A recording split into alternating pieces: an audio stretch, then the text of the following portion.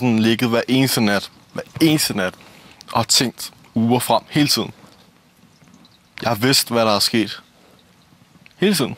Da Michelle røg ud, er det første gang, jeg har følt, at der var noget, der gik rigtig galt. Noget, der ikke giver mening whatsoever. Jeg er røvtaktisk. Alt, hvad jeg laver, det er taktisk. Altså ikke personlighedsmæssigt, men alt, hvad jeg siger og stemmer. Ja. Især hvad jeg stemmer. Men for første gang, det var det, der skete i år, hvor jeg fandt ud af, okay, man kan ikke spille 100 dage, 105 dage, uden at der én gang bliver noget, hvor du virkelig føler, at du har lavet noget lort. Ja, det var også det værste, du kunne gøre. Der skete lige det modsatte af. Fuldstændig. Du havde set, at Amanda var røget ud. Fuldstændig. Den er helt gal.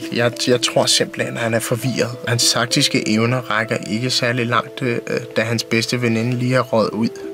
Tøs, jeg vil ikke komme. Hvis Amanda hun vandt Big Brother, ikke? Jeg vil ikke komme. Og du vil. Det vil jeg seriøst ikke. Du er en del af det jo. Nej, Umar, det vil jeg ikke. Du er en del af det. Jeg vil seriøst ikke komme.